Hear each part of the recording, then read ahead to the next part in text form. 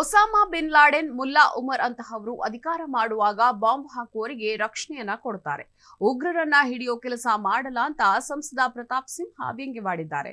ಇಷ್ಟೆಲ್ಲ ಆದ್ರೂ ಈ ರಿಪೋರ್ಟ್ ನಲ್ಲಿ ಸೋಷಿಯಲ್ ಮೀಡಿಯಾದಲ್ಲಿ ತಿರುಚಿದ್ದಾರೆ ಅಂತ ಸಮರ್ಥಿಸಿಕೊಳ್ಳುವ ಅಗತ್ಯ ಏನಿದೆ? ಸಿದ್ದರಾಮಯ್ಯ ಅವರೇ ನೀವು ಅವರ ಕೈ ಹಿಡಿದರೂ ಅವರು ನಿಮಗೆ ಮತ ಹಾಕೋದು. ಮತ್ಯಾಕೆ ನೀವು ರಕ್ಷಣೆ ಮಾಡಲು ಹೊರಟಿದ್ದೀರಿ?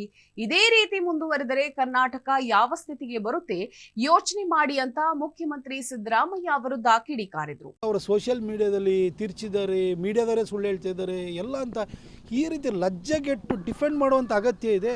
ಯಾರು ಪಾಕಿಸ್ತಾನ ಜಿಂದಾಬಾದ್ ಅಂತ ಹೇಳ್ತಾನೆ ಅವ್ನು ದೇಶದ್ರೋಹಿ ಅಂತ ಹೇಳಿ ಅವ್ನು ಒದ್ದು ಒಳಗೆ ಹಾಕೋಕ್ಕೆ ಇವ್ರಿಗೆ ಯಾಕೆ ಅಂಜಿಕೆ ಅಂತ ನನಗೆ ಅರ್ಥ ಆಗ್ತಿಲ್ಲ.